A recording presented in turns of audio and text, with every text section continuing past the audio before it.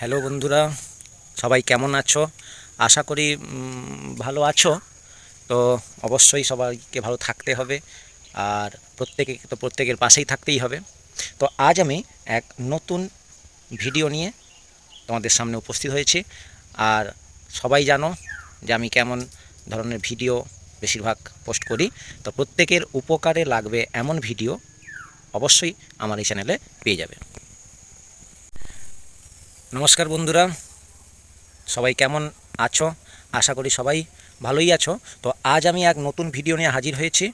আবার সেই লিভারের দোষ কি করে কাটাবে।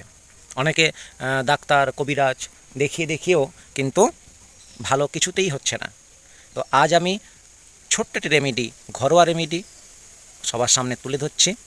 হ্যাঁ, আমি একটা ঘরোয়া গাছ যেটা প্রত্যেকের বাড়ির সামনে আনাচে কানাচে হয়ে থাকে, বা আবার অনেকে আমরা লাগিয়ে থাকি। তো চলো কি সেই গাছ দেখে নিই। এই সেই গাছ, একদম গোড়া থেকেই দেখাচ্ছি, পেঁপে গাছ। এই পেঁপে গাছের গুণাগুণ দারুণ। পেঁপে গাছ আমরা গ্রামে গঞ্জে প্রত্যেক বাড়িতে প্রায় দেখে থাকি। এই যে পেঁপে গাছ, এই পেঁপে গাছের এই পেঁপে সবাই দেখতে পাচ্ছ। তো প্রত্যেকে একটা কাজ করবে।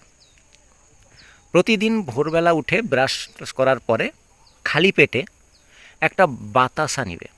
গুড়ের বাতাসা কিন্তু নয়, এমনি যেগুলো নর্মাল সাদা রঙের বাতাসাগুলো হয়, ওই বাতাসা নিয়ে পেঁপের ঠিক এই সমস্ত জায়গাতে একটা ছোট্ট কিছু দিয়ে ফুটো করে দিবে। কোনো একটা কঞ্চি টঞ্চি নিয়ে বা ব্লেড নিয়ে বা এমনি নখে দিলেও কিন্তু বেরিয়ে আসবে। একটা সাদা সাদা আঠালো পদার্থ বেরিয়ে আসবে। এই আঠালো পদার্থগুলোই কী করা হবে, বাতাসাটাকে ঠিক এইভাবে হাতে ধরে অ্যাঙ্গেল করে নিচে ধরে রাখতে হবে। আর ওখান থেকে যে সাদা সাদা পদার্থগুলো, লিকুইডগুলো পড়বে, অ্যাঙ্গেল করে বাতাসায় সেটাকে ধরে নিতে হবে। ধরে নেওয়ার পরে সেটা প্রায় প্রায় 5-7 ফোঁটা হবে, এমন ফোঁটা কিন্তু ধরে নিতে হবে। ধরে নিয়ে এমন 2টো করে বাতাসা প্রতিদিন খেতে হবে সকালবেলা।